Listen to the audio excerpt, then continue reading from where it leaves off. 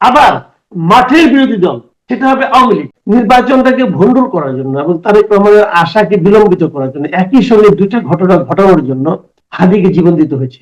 NCP এবং জামাত একত্রিত হওয়াটা এনসিপি এবং জামাত দুই দলের জন্যই ক্ষতিকর হবে। এখন বিএনপিকে হ্যান্ডেল করতে হবে দুটো বিরোধী দলকে। একটা বিরোধী দল হলো মানে পার্লামেন্টে থাকবে জামাত ইসলামী, তারা কিন্তু বিএনপিকে এক চুল ছাড় দিবে না। আবার মাঠের বিরোধী দল সেটা হবে আওয়ামী লীগ। তারেক রহমান বাংলাদেশে আসার মধ্য দিয়ে কি তার আসার ক্ষেত্রে যে অনিশ্চয়তা ছিল যে তিনি আসবেন না সেটা নিশ্চিত হলো? নির্বাচন কি নিশ্চিত হলো? নির্বাচন অনুষ্ঠানটা? দেখেন, এই নির্বাচনটা অনুষ্ঠানের ক্ষেত্রে একটা গোষ্ঠী সবসময় সক্রিয় ছিল যাদের এই নির্বাচন অনুষ্ঠানটাকে বিলম্বিত করা যায়, প্রলম্বিত করা যায় অথবা বাতিল করা যায়। এটা বিভিন্ন গোষ্ঠীদের মধ্যে মূলত একটা গোষ্ঠী ছিল তারা। মাঝে মাঝে মনে হচ্ছিল তারা প্রবল হয়ে যাচ্ছে, মাঝে মাঝে মনে হচ্ছিল তাদের দাপট বেড়ে যাচ্ছে, এবং মাঝে মাঝে মনে হচ্ছিল তারা বোধহয় তাদের সেই লক্ষ্যে সাফল্য লাভ করবে। কিন্তু তারেক রহমান আসার পর আমার কাছে যেটা মনে হয়েছে, সেই গ্রুপটা তারেক রহমান আসার পর যে মানুষের মধ্যে তারেক রহমানকে নিয়ে যে উচ্ছ্বাস, যে আলোচনা যেরকম নড়াচড়া হচ্ছে, এই প্রেক্ষিতে সেই গোষ্ঠীটা উপলব্ধি করতে পেরেছে যে এখন সেটা তাদের জন্য সহজ হয়তো হবে না। এবং আমি মনে করি যে এখন নির্বাচনটা মানে একদম আনঅ্যাভয়েডেবল, মানে নির্বাচনটাকে অ্যাভয়েড করা, নির্বাচনটাকে বাতিল করা আর কোনো সুযোগই নাই। এবং আমি এটাও মনে করি, আমার হয়তো বলবেন যে আমি এখানে একটা ষড়যন্ত্র তত্ত্ব খুঁজছি কিনা, বলতে পারেন, কিন্তু আমি এটা মনে করি যে নির্বাচনটাকে ভণ্ডুল করার জন্য এবং তারেক রহমানের আশাকে বিলম্বিত করার জন্য একই সঙ্গে দুইটা ঘটনা ঘটানোর জন্য হাদিকে জীবন দিতে হয়েছে। হাদিকে যে হত্যা করা হয়েছে এটা হাদির সঙ্গে কারো ব্যক্তিগত শত্রুতার কারণে নয়। হাদিকে হত্যা করা হয়েছে এই ধরনের মিশনকে সাকসেসফুল করার জন্য, যে এটা দেখার পর তারেক রহমান আসবেন না অথবা আসতে দেরি করবেন। অপরদিকে এটাকে কেন্দ্র করে দেশে এমন একটা অস্থিরতা তৈরি হবে, এমন একটা অরাজকতা তৈরি হবে যে সরকার বলবে যে এখন নির্বাচন করার পরিবেশ নেই। এবং তারা কিন্তু তার চেষ্টাও করেছে, যেদিন মারা গেছে, মারা যাওয়ার খবরটা পাওয়ার সঙ্গে সঙ্গে যে তাণ্ডব চলেছে দেশ জুড়ে, এটা কিন্তু খুব সহজে হয়নি। অনেকদিন মানে আমি দেখিনি এরকম যে একই দিনে লিডিং দুটো পত্রিকাকে আগুন দেওয়া, ভবনে আগুন দেওয়া, সাংবাদিকদিকে পুড়িয়ে মারার একটা প্রচেষ্টা। লুটপাট কথা বাদ দেন আপনি, কিন্তু সাংবাদিক যদি পুড়িয়ে মারার যে ব্যাপারটা, এটা তো ছিল। ডেইলি স্টারে তো ফায়ার ব্রিগেডকে আসতে দেওয়া হয়নি কেন? মানে যাতে ওরা মারা যাওয়ার পরে আসবে। এই যে বিষয়গুলো, এইগুলি কিন্তু ওই নির্বাচনকে বাতিল করার জন্য, ভণ্ডুল করার জন্য করা হয়েছে ওটা মনে করি। যে কারণে নাহিদ ইসলামকে আমরা বলতে শুনেছি যে সরকারের মধ্যে একটা অংশের সঙ্গে জড়িত ছিল বলে উনি অভিযোগ করেছেন। সেই অভিযোগের কোনো জবাব কিন্তু আমরা এখনো পাইনি। তো দ্বিতীয় প্রশ্নটা হলো যে শুক্রবার সমাবেশের মধ্য দিয়ে সেই ইনকলাব মঞ্চের পক্ষ থেকে বলা হচ্ছে তাদের এই অবস্থান অব্যাহত থাকবে বিচার না হওয়া পর্যন্ত। তো আমরা জানি বিচার তো একটা বিচারিক প্রক্রিয়া আছে, আইন আদালতের মাধ্যমেই তো বিচার হবে।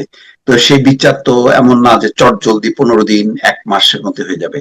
তো এর মধ্যে তো নির্বাচনটাও 12ই ফেব্রুয়ারি। তাহলে এই ঘোষণাটা নির্বাচনকে প্রভাবিত করবে কিনা, বা এই পরিস্থিতির সুযোগ কেউ নেবে কিনা? আমার এটা মনে হয় না। মনে হয় না কেন আমি বলি জিনিসটা, যে ইনকলাব মঞ্চের, ইনকলাব মঞ্চ একটা সংগঠন তৈরি করা হয়েছিল, একটা মানে আপনার প্রতিষ্ঠান, যে সাংস্কৃতিক প্রতিষ্ঠান হোক, কিন্তু সেহেতু একটা একটা প্রাতিষ্ঠানিক চেহারা, একটা সাংগঠনিক একটা চেহারা আছে। কিন্তু এই চেহারা কিন্তু আমরা অতটা কেউ জানতাম না। আমরা এই চেহারার ফেস হিসেবে হাদিকে চিনতাম, হাদি ছাড়া আর কেউ ছিল না। এখনো কিন্তু সেই জায়গাতে তারা রয়ে গেছে। হাদি তো নেই, হাদি যে নেই এটা হলো বাস্তব। তো হাদি যা বলতে চেয়েছিলেন, যা করতে চেয়েছিলেন, সেটা মানে করাটাই ছিল মূল মূল লক্ষ্যটা, সেটি হলো সবচেয়ে ছিল প্রত্যাশিত। কিন্তু এখানে কিন্তু তা হচ্ছে না। এখনো তারা কিন্তু হাদিকে নিয়েই পড়ে আছে, এবং হাদির মৃত্যু বিচার করতে হবে, গ্রেপ্তার করতে হবে। যেমন এখন দাবিটা কিন্তু তারা যে অবস্থান ধর্মঘট নিচ্ছে শাহবাগে, এখানে তাদের দাবিটা কিন্তু হাদির হত্যাকারীকে গ্রেপ্তার করা। এখন হাদির হত্যাকারী যদি দেশের বাইরে চলে যেয়ে থাকে, গিয়েছে কিনা আমি জানি না, আমার কেন যেন মনে হয় যে এখনো যায় নাই, হয়তো দেশে কোথাও আছে। আমার ধারণা, আমি জানি না, তবু আমার ধারণা যদি গ্রেপ্তার করতে পারলে করলো, যদি সে দেশের বাইরে চলে যেয়ে থাকে তাহলে গ্রেপ্তার কিভাবে করবে? তাও 7 দিনের মধ্যে। এটা কি সম্ভব? তো এখন যতদিন গ্রেপ্তার না হবে ততদিন কি তারা এটা চালাতে থাকবে? এটা আমার কাছে মনে হয় না খুব প্র্যাকটিক্যাল। আমার মনে হয় গ্রেপ্তার না, আমি পরিষ্কার ভাবে শুনেছি যে বিচার না হওয়া পর্যন্ত আহ, করতে হবে, উপদেষ্টাদেরকে এখানে আসতে হবে। আরেকটা হলো হাদি যার হাতে হত্যা হয়েছে বলে অভিযোগ করা হচ্ছে, তারই সংগঠনের একজন সদস্য, কিন্তু তার ব্যাকগ্রাউন্ড হচ্ছে ছাত্রলীগ, আহ, মানে অন্য দল থেকে আসা। তো এখন ইনকিলাব মঞ্চের যারা মানে পেছন থেকে চালাচ্ছে, তারা কি আসলে ইনকিলাব মঞ্চের আসল, নাকি না ইনকিলাব মঞ্চেও অনেক গুপ্ত সংগঠন, অজানা অচেনা সংগঠনের নেতাকর্মীরা মানে ভিড়েছে একটা লক্ষ্য অর্জনের জন্য? এখন দেখেন, আপনি যে কথা বললেন এটা একটা সম্ভাবনার কথা বললেন, এটা হতেও পারে। আমি একদম উড়িয়ে দিব কেন? কারণ উড়িয়ে দেওয়ার তো কোনো সুযোগ নাই। এখন গুপ্ত রাজনীতির যে ধারা আমাদের দেশে চালু হয়েছে, এখন যে কোনো জায়গায় যে কারো গুপ্ত সংগঠন থাকতে পারে, ওগুলো অন্য নামে ছদ্ম। যেমন আমরা তো দেখেছি যে শিবিরের লোকজন ছাত্রলীগের মধ্যে ছিল, এবং আমাকে অনেকে বলেছে এভাবে যে এই শিবিরের সঙ্গে যে একটা আমরা দেখেছি হেলমেট বাহিনী, কিছু হলে হেলমেট পরে ঝাঁপিয়ে পড়ে, এরা সবাই নাকি মানে ছাত্রলীগের যে হেলমেট বাহিনীটা ছিল, এরা নাকি বেসিক্যালি সবাই শিবিরের ছিল। এই শিবিরের লোকই যারা ছাত্রলীগের ছিল, তারা নাকি হেলমেট এই আক্রমণের বিষয়টাকে তারা নাকি মানে প্রচলন স্টার্ট করেছে আর কি। তো যদি এভাবে ঘটে থাকে, তাহলে গুপ্ত বিএনপির মধ্যে শিবির অনেক আছে, এখনো হয়তো বা আছে। আবার ধরেন অন্য অন্য অনেক দল, সেই দলেও হয়তো অনেকে আছে। হয়তো আওয়ামী লীগের লোকজন এখন এই পদ্ধতি অবলম্বন করতেও পারে, তারা হয়তো শিবিরের মধ্যে ঢুকে যাবে, কে জানে। এখন এটা তো আর এই যে একটা প্রক্রিয়া শুরু হয়েছে, এটা কি দেখেন, আমি মনে করি এটা হলো ইসলামের ভাষায় এটা হলো মুনাফিক করা। মুনাফিক বলে না, ইসলামে কিন্তু মুনাফিক খুব খারাপ, এটা কাফেরের চেয়েও মুনাফিক খারাপ ইসলামের ভাষা। এটা যে মনে করেন মানে তাদের ক্ষতি করার জন্য তাদের মধ্যে তাদের লোক সেজে থাকাটা, এটা হলো মুনাফিক। এটা ইসলামে একদম মানে মানে এটা একদম স্পষ্ট হয়ে বলা আছে। এখন এটা যেটা করেছে, মানে শিবিরের লোক ছাত্রলীগ সেজে যে ছাত্রলীগের সঙ্গে ছিল, এটা ছাত্রলীগের সঙ্গে তারা মুনাফিকি করেছে। আবার ওরকম ভাবে শিবিরের সঙ্গে মুনাফিকি করতে পারে আগামী দিনে, আমার ধারণা। আমি এটা বলছি আর কি। এখনো অনেকে বলে যে বিএনপির মধ্যে নাকি অনেক জামাতের লোক আছে, এটা অনেকেই আমি বলতে শুনি, অনেক কি বলি। আবার এখন এটাও তারা করে যে আওয়ামী লীগের লোকজন অনেক এরকম ভাবে বিভিন্ন জায়গায় এখন ঢুকবে, কারণ তারা ওখান থেকে শিক্ষা নিয়েছে শিবিরের কাছ থেকে যে এইভাবে থাকা যায়। এখন এগুলো যদি পারে, তাহলে ইনকিলাব মঞ্চে থাকতে অসুবিধা কি? থাকতেই পারে। ইনকিলাব মঞ্চে কেউ একজন গেছে মুনাফিকি করার জন্য, যে তারা হয়তো তাদের পারপাস সার্ভ করার জন্য তারা হয়তো ইনকিলাব মঞ্চে এখন সেভাবে নাচাবে, হতেও পারে। আমি বলছি না হয়েছে, যেহেতু হাতে প্রমাণ নাই, বাট হলেও অস্বাভাবিক কিছুটা হতেও পারে। তারেক রহমানের বাংলাদেশে আসার পর একটা নির্বাচনী মেরুকরণও আমরা দেখছি। সেই প্রক্রিয়ায় দেখছি যে আহ, তাদের মিত্রদের মধ্যেই একটা মানে অন্য ধরনের, যেমন গণ অধিকার পরিষদের সেক্রেটারি দানের শীষ নিয়ে লড়বেন বলে বিএনপিতেই জয়েন করলো। অন্যদিকে মান্না ভাইকে স্টেজে দেখা গেল না। আসম আব্দুর রব বললেন তারা আলাদাভাবে নির্বাচন করবে। এলডিপি কর্নেল ওলি তারাও বললেন। তাতে দেখা যাচ্ছে যে তারেক রহমান তার নিজের যেই বলয়টা, সেই বলয়টা কিন্তু মানে ঠিক আগের অবস্থানে থাকছে না, একটা মেরুকরণ হলো। এইটা কি মানে ভালো দিকে টার্ন করলো, নাকি না একটা বিরূপ পরিস্থিতি তৈরি হলো? আমি মনে করি বিএনপির জন্য কোনো ক্ষতি হবে না। বিএনপি ওই সময়ে যখন তারা এই তাদের যে জোটটা, এই জোটটা তো বেসিক্যালি হয়েছিল আওয়ামী বিরোধী রাজনীতি করতে যে। এখন তখন আওয়ামী বিরোধী রাজনীতি যেহেতু করতো তারা, তখন তাদের সঙ্গে যারা জোটে এসেছিল তারা খুব বড় কোনো দল না, খুব বড় কোনো জনসমর্থন আলাদা দল তাদের সঙ্গে ছিল না। কিন্তু এই যে দলগুলো কারোরই কোনো বড় জনসমর্থন নাই। কি মান্না ভাইয়ের দল বলেন, নাগরিক ঐক্য, অথবা আসম রবির জাসদ, অথবা অলি আহমেদের এলডিপি, এদের কারোরই কোনো বড় জনসমর্থন ছিল এটা আমি মনে করি না। সবারই হয়তো যেমন মান্না ভাইয়ের ওনার আসলে কোনো জায়গায়, উনি বগুড়াতেও জনপ্রিয় না, ঢাকাতেও জনপ্রিয় না, উনি ব্যক্তি হিসেবে বড় নেতা, এটা ঠিক আছে। আর অলি আহমেদ সাহেবের ওনার এলাকায়, চট্টগ্রামের ওনার এলাকায় একসময় ওনার দাপট ছিল, বাট সেটা এখন ওনারও বয়স হয়েছে, কাজে ওটা খুব একটা কার্যকর বলে আমার কাছে মনে হয় না। আসন রবের কোনো নাই। আসন লক্ষ্মীপুরে যে জায়গাগুলো ওনার নকশি এলাকায়, ওই এলাকাগুলোতে ওনার অবস্থান এখন আগের মতো নাই, কারণ উনি নিজেও বয়স হয়েছে অনেক। আমি মনে করি এনাদের কোনো নাই, মানে মানে ব্যাপক মানে নিশ্চিত কোনো আসন আছে এটা আমার কাছে কখনোই মনে হয়নি। আসলে দেখেন, সব কিন্তু চেঞ্জ হয়ে যায় দিনের কালের মানে আপনার আবর্তে অনেক চেঞ্জ হয়। যেমন একসময় আমরা মনে করতাম কি, আনোয়ার হোসেন মঞ্জু ভান্ডারিয়াতে দাঁড়ালে উনি এমপি হবেনই হবে, ওনার কি মার্কা না মার্কা এটা কোনো ইম্পর্টেন্ট, এটা কিন্তু আমরা দেখতাম, মনে করতাম। একই রকম মনে করতাম অলি আহমেদের কথা, যে অলি আহমেদ তার এলাকায় এত জনপ্রিয়, উনি 2 আসনে দাঁড়ালে উনি পাস করে যান। কিন্তু সেই সমস্ত মৃত্যু যখন চেঞ্জ হয়ে গেছে ভাই, গত নির্বাচন আমরা দেখেছি যে আনোয়ার হোসেন মঞ্জু তার যে এপিএস ছিল তার কাছে গোহারা হেরেছেন, তারই এপিএস তার কাছে হেরে গেছেন, হারতেন না। এবং সে ওই লোক ছিল স্বতন্ত্র, তার এপিএস স্বতন্ত্র দাঁড়িয়েছিল, উনি আওয়ামী লীগের মানে এই সাপোর্টে দাঁড়িয়েছিলেন, তাও উনি হারতেন। তো ভাই এগুলি তো রিয়েলিটি, চেঞ্জ তো হয় মানুষের মধ্যে। ওই এক সময় বটগাছ ছিল, সে বটগাছ এক সময় মারা যায়, সব বটগাছের মৃত্যু আছে। তো এখন ঠিক আছে, বড় বৃক্ষ এক সময় তারা ছিলেন, ওই অবস্থাটা নাই এখন। তারা আসলে বিএনপির জন্য আমি মনে করি একটু বোঝা হতো। বোঝা এই কারণে, আসমরবের আসনে বিএনপি ভালো ক্যান্ডিডেট আছে, ভালো ক্যান্ডিডেট আছে। এমনকি অলি আহমেদের এলাকায় বিএনপি ক্যান্ডিডেট খারাপ হবে তা না, বরঞ্চ অলি আহমেদ থাকলেও সমস্যা হতো। কাজে নতুন নতুন ক্যান্ডিডেট ভালো, বিএনপি কোনো ক্ষতি হবে না। আবার ওনারা যেটা গিয়েছেন, ওনাদেরও কিছু অভিমান আছে, কিছু আভিজাত্য আছে। ওনারা মনে করেন আমি এত বড় দল, এত এত বড় নেতা, আমি কেন মাত্র একটা আসন পাবো, আমি কেন মাত্র 10টা আসন পাবো না। এই যে এই বিরোধ গুলো, এগুলো ওনারা কাটিয়ে উঠতে পারেন না। কাজে এইগুলি স্বাভাবিক ঘটনা, এবং আমি মনে করি না যে জোটের কোনো ক্ষতি হবে। তো এখন এখন তারেক রহমান রিয়েল এখন দেশে আসার পর একটা নতুন পরীক্ষা, যে তার সময়ে নির্বাচনটা সুষ্ঠু হবে কিনা, নির্বাচন পরবর্তী যদি ক্ষমতায় আসে, সেই ক্ষমতায় আসার পর সে বিরোধী পক্ষের সাথে কেমন আচরণ করছে সেটা বোঝা যাবে। আবার গণমাধ্যম দেখা যাচ্ছে যে এমন এক ধরনের প্রচার করছে, অনেকটা অনেকে বলছে তোষামোদী। তো এটা তারেক রহমান এগুলিকে কিভাবে হ্যান্ডেল করবে, এটাও তার জন্য একটা পরীক্ষা কিনা, শুরু হলো কিনা? হ্যাঁ, এটা একটা বড় পরীক্ষা। বড় পরীক্ষা, দেখেন কতগুলি বিষয় আমি এর মধ্যে দেখা শুরু করেছি, যে গণমাধ্যমগুলোর ভূমিকা নিয়ে কিন্তু প্রশ্ন উঠবে আগামীতে।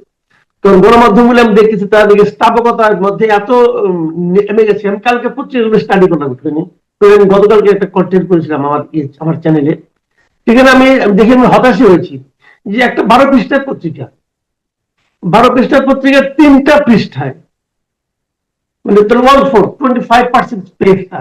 আমরা ইউনিভার্সিটি যখন পড়তাম, আমরা কন্টেন্ট অ্যানালাইসিস করতাম না, যে কোন কন্টেন্ট কতটুকু, 25% কন্টেন্ট এই পত্রিকা বিজ্ঞাপন সহ, তারেক রহমান ছাড়া আর কিচ্ছু নাই। তা আপনি বলেন ভাই, ঠিক আছে এটা বড় ঘটনা, লিড হবে, কোনো সমস্যা নাই, কিন্তু পুরো 3টা পৃষ্ঠায় তারেক রহমান ছাড়া আর কিচ্ছু নাই, এটা কি করে সম্ভব? তো এটা কি, এটা তো পরিষ্কার বোঝা যাচ্ছে তারা তারা তেল দেওয়ার প্রতিযোগিতায় ফার্স্ট হয়ে গেছে।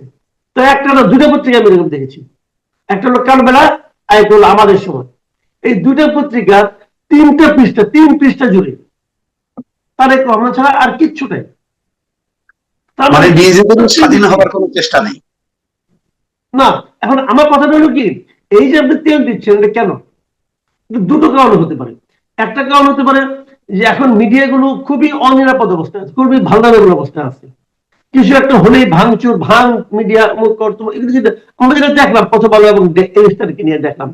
তো এই জায়গা থেকে তারা এক ধরনের সাপোর্ট চাচ্ছে, তারা তাদের সাপোর্ট চাচ্ছে। আর 2 নম্বর হলো, তারা আগে তাদের হয়তো কোনো ব্যবসা বাণিজ্য আছে, এবং সেই ব্যবসা বাণিজ্যে তাদের সরকারের সমর্থন দরকার, এবং তারা মনে করে সরকারকে আমি খেপাবো না, এবং তারা ধরে নিয়েছে যে তারেক রহমান হচ্ছে ভার্চুয়ালি নেক্সট গভর্নমেন্ট, এবং সেইভাবে ধরে নিয়ে তাকে সে এখন থেকে তেল দেওয়া শুরু করছে, যেন বলার চেষ্টা করছে যে আপনার জন্য আমরা কতটা নিবেদিত প্রাণ, যে আমাদের মূল পাতা যত পাতা নিউজ আছে তার মধ্যে 4 ভাগের 1 ভাগ আপনার জন্য, আর বাকি 2 ভাগগুলো সারা দুনিয়ার জন্য। তো এটা চলছে এই প্রতিযোগিতা। আমরা কিন্তু এই প্রতিযোগিতা দেখে দেখে অভ্যস্ত, আমরা শেখ হাসিনা আমরা এটাই দেখেছি। এটি হলো সবচেয়ে ভয়ের কথা। ভয়ের কথা এরকম, এরকম শর্তহীন স্তুতি কিন্তু একজন মানুষকে স্বৈরাচারী বানায় দেয়। এখন তারেক রহমান এই স্তুতিটাকে কতটুকু গ্রহণ করবেন, কতটুকু করবেন না, এটা ওনার ব্যাপার। উনি কি হবেন কি করবেন এটা ওনার ব্যাপার। তবে আমি একটা আশার জায়গা দেখি, আপনি নিশ্চয়ই মনে আছে ইংল্যান্ড থেকে ফেরার সময় একটা অনুষ্ঠানে উনি বলছিলেন, সেই ওনাকে তারেক ভাই জিন্দাবাদ অমুক তমুক বলতেছিল, উনি কিন্তু বলছিলেন যে আই লাইক ইট। উনি এগুলি পছন্দ করছেন না। এখন এই যে পছন্দ করছেন না, এই মেসেজটা আমাদের মিডিয়াগুলো সহ আমাদের অন্যান্য যারা আছেন সবাই যদি নিতে না পারেন, বুঝতে না পারেন, এটা হলো একটা দুর্ভাগ্যের ব্যাপার। এবং তারেক রহমান যদি আগের কথায় স্থির থাকতে না পারেন, সেটা হবে একটা দুর্ভাগ্য। তার উপস্থিতিতেই নির্বাচন হচ্ছে অংশগ্রহণে, সেই নির্বাচন ওই যে সুষ্ঠু হবে কিনা, দলকে মানে অর্থাৎ নির্বাচন যে মানে জালিয়াতি করা, জবরদখল করা, যে অভিযোগগুলো ছিল তারেক রহমানের আসার পর সেই পরিবেশটা থাকবে কিনা, নির্বাচনী পরিবেশটা, এবং পরবর্তীতে যদি সরকার গঠন করে তাহলে বিরোধী দলের সাথে কেমন আচরণ করবে, এটাও তো তাকে পরীক্ষা দিতে হবে। কি মনে করেন? এটা হলো সবচেয়ে বড় অগ্নি পরীক্ষা, কিন্তু পরীক্ষা নয়, এটা হলো অগ্নি পরীক্ষা। অগ্নি পরীক্ষা এই কারণে যে উনি যখন, ধরা যাক আমি কথা ধরি যে এটা মানে বিএনপি ক্ষমতা আসলো, ধরা যাক হাইপোথেটিক্যালি, তাহলে বিএনপির প্রধান বিরোধী দল হবে কি? জামাত ইসলাম। এই তো হবে। জামাতের সঙ্গে এখন এনসিপি কি হবে কিনা যাই না, হতেও পারে, শুনতেছি যদি হয় তাহলে জামাত ইসলামের সবচেয়ে বড় বিরোধী দল। জামাত ইসলামের সঙ্গে বিএনপির পার্থক্য থাকবে কি? অনেক। এটা কিন্তু কেবল আসনের পার্থক্য না। আমি আপনাকে বলি একটা কথা, 2008-এর নির্বাচনে কিন্তু বিএনপির সঙ্গে আওয়ামী লীগের বিশাল পার্থক্য ছিল আসনের, কিন্তু ভোটের পার্থক্য কিন্তু অত বেশি ছিল না। কিন্তু এখানে কিন্তু ভোটের পার্থক্যটা অনেক বিশাল হবে, ভোটের অনেক বিশাল পার্থক্য হবে। এটা যদি হয়, আমার যেটা ধারণা, এই ধারণা মিথ্যা হতে পারে, আমি জানি না, ভুলও হতে পারে, তো আমি ধরে নিচ্ছি যদি হয়, তখন সমস্যা যেটা হবে যে জামাত যদিও বিরোধী দল, যেমন আগের বার যেমন ছিল যে জাতীয় পার্টি বিরোধী দল, কিন্তু আসলে কি জাতীয় পার্টি বিরোধী দল ছিল না, আসলে বিরোধী দল ছিল বিএনপি, কিন্তু জাতীয় পার্টির বিরোধী দল হয়ে আবার সে সরকারের পক্ষে ছিল। এখন কি হবে? এখন বিএনপি কে হ্যান্ডেল করতে হবে দুটো বিরোধী দলকে। একটা বিরোধী দল হলো মানে পার্লামেন্টে থাকবে জামাত ইসলামী, তারা কিন্তু বিএনপি কে এক চুল ছাড় দিবে না, মাথায় রেখে। আবার মাঠের বিরোধী দল সেটা হবে আওয়ামী লীগ। কাজে বিএনপির জন্য কিন্তু খুব যে স্মুথ হবে সরকার পরিচালনাটা, এটা মনে করার কোনো কারণ নাই। এখন বিএনপি যদি কি করবে, তারা কিভাবে আওয়ামী লীগকে হ্যান্ডেল করবে, সেটা হলো একটা বড় প্রশ্ন। Right, exactly. মানে এটা একটা, আর সবচেয়ে বড় কথা হলো এই ছাত্র সংসদের নির্বাচনগুলোতে শিবির অলরেডি, এবং এই পরের যদি নির্বাচনগুলি না হয় তাহলে কিন্তু পুরো ব্লেমটা আসবে। আপনার কাছে তাই মনে হয় না? জি না, ছাত্র সংসদের নির্বাচন কিন্তু অন্য একটা মানে প্রাসঙ্গিকতা আছে, ওই প্রাসঙ্গিকতা আগামীতে আর পাবেন না। আমি তো মনে করি শিবিরের এই যে জয় জয়কার ছিল কয়েকটা জায়গায়, আপনি নির্বাচনের পর এটা দেখবেন না, দেখবেনই না একদম। কারণ শিবিরকে মানুষ কিন্তু ভোট দিয়েছিল, ঠিক আছে, কিন্তু ওদের যে আচরণ কর্মকাণ্ড যেটা শুরু হয়েছে, আমরা যেটা দেখছি, মানে যেমন রাজশাহী বিশ্ববিদ্যালয়ে যে ডিনদের জন্য নিজেই পদত্যাগপত্র লিখে নিয়ে যায়, বলে আপনি খালি সিগনেচার করেন। ভাই এগুলি তো ছাত্রলীগ আমলে অনেক কিছু করছে না, কিন্তু এগুলি কিন্তু হয় নাই, এগুলি কিন্তু হয় নাই। তারপর আপনার ঢাকা বিশ্ববিদ্যালয়ে সাদিক ক্যাম্প, তার যে বিভিন্ন রকম কথাবার্তা শুনতেছি, অথবা একজন শিবিরের লোক টেনে ধরার একটা দৃশ্য দেখলাম সোশ্যাল মিডিয়াতে। হ্যাঁ ওটা দেখলাম, আমি ওটা বলছিলাম, এগুলি কিন্তু আগে দেখিনি ভাই, এগুলি কিন্তু আগে দেখিনি। মানে এরা যেন সময় নিচ্ছে না, এরা যেন তাড়াহুড়া করতেছে, এরা যেন বিপর্যয় হয়ে গেছে। এইগুলো সাধারণ স্টুডেন্টরা ভালোভাবে নেবে না। ওরা ভাবছে আমরা খুব বিরাট একটা কিছু পাই গেছি, কিছুই পান নাই। বাংলাদেশে সমর্থন পাওয়া যত সহজ, সমর্থন হারানো তার চেয়েও দ্রুত বেগে হয়। আচ্ছা মাসুদ কামাল, আপনাকে শেষ প্রশ্নটা করি। অপরদিকেও আর একটা মেরুকরণ দেখা যাচ্ছে, যেখানে দেখা যাচ্ছে যে জামাতের সাথে এনসিপির একটা মেরুকরণ হওয়ার সম্ভাবনা আছে। আবার দেখা যাচ্ছে যে এই মেরুকরণের পর্যায়ে আবার ইসলামী আন্দোলন চরমোনাই এবং মামুনুল হক তারা আবার সরে যাচ্ছে। তো ওই ওই প্রান্তের মেরুকরণ, এনসিপির জামাতের জোটে যাওয়া, এই মিলে আপনি এটাকে কি দেখতেছেন, কিভাবে? এনসিপি এবং জামাত একত্রিত হওয়াটা এনসিপি এবং জামাত দুই দলের জন্যই ক্ষতিকর হবে। জাস্ট দুই দলের জন্যই ক্ষতিকর হবে। তবে জামাতের ক্ষতি হওয়া নিয়ে আমার কোনো মাথা ব্যথা নাই, কারণ একটা বড় দল, তারা ম্যানেজ করে নিবে। কিন্তু এনসিপি যে ক্ষতিটা হবে সেটা এনসিপি জীবনে ম্যানেজ করতে পারবে না। কোথায় পাবেন আমি সেটা আপনাকে বলি। যেমন ধরেন এনসিপি জামাতের কাছে কয়টা আসন চাবে? 30টা, 40টা, ধরলাম 50টা আসন। তাহলে 50টা, এনসিপি একটা নতুন দল, কিন্তু এই 50টা আসনে এনসিপি থাকবে, এনসিপির লোক থাকবে। এনসিপি কে ভোট দেওয়ার জন্য জামাতের লোক হয়তো বলবে, রিকোয়েস্ট করবে। কিন্তু বাকি যে 250 আসন, সেই 250 আসনে কিন্তু এনসিপির কোনো অস্তিত্বই থাকবে না। ওই 250 আসনের লোক এনসিপির যে কি মানে আদর্শ জানতেই পারবে না। একটা নতুন দলের জন্য এর চেয়ে বড় ক্ষতি করার কি হতে পারে? আবার অপরের দিকে দেখেন, যে 50টা আসনে এনসিপির পক্ষে জামাত নামবে, সেই 50টা আসনে কিন্তু জামাতের রাজনীতি শেষ হয়ে যাবে না, জামাতের রাজনীতি কিন্তু থাকবে। তো এই যে জায়গাটা, এই জায়গাটাতে একটা নতুন দল হিসেবে এনসিপির জন্য বড় ধরনের ক্ষতিকর ঘটনা ঘটবে। আবার আরেকটা বিষয় আপনাকে আমি বলি, সেটা হলো এনসিপি সঙ্গে জামাত যে আতাত করছে, নির্বাচনী জোট করছে, এই জোটটা কিন্তু তারা করতেছে বেসিক্যালি ইসলামী আন্দোলনকে না পাওয়ার কারণে। ইসলামী আন্দোলন তারা হয়তো অনেক বেশি আসন চাচ্ছে, হয়তো এই জন্য তারা ইসলামী আন্দোলনের সঙ্গে একটা বার্গেন করতে যাচ্ছে। কিন্তু এটা কিন্তু আপনি মানবেন, গত 5-7 বছরে, গত 10 বছরে ইসলামী আন্দোলন নাম জানি না, কিন্তু হাত পাখাটা কিন্তু জনপ্রিয় ছিল। হাত পাখাটা কিন্তু মানুষের মধ্যে একটা অবস্থান করে নিয়েছিল।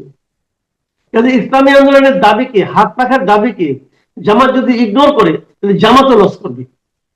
যে জায়গায় হাত পাখা নাই, সেই হাত পাখা যদি ওই জায়গাগুলোকে জামাতকে ছেড়ে দেয়, তাহলে কিন্তু দাঁড়িপাল্লার ভোট বাড়বে, অনেক বাড়বে, অনেক বাড়বে। কাজে এই আমি যদি রাজনীতির মানে ভোটের মানে সমীকরণটা এভাবে বিবেচনা করি, তাহলে আমি মনে করি জামাত এবং এনসিপি দুইজনের জন্য এটা ক্ষতি হবে।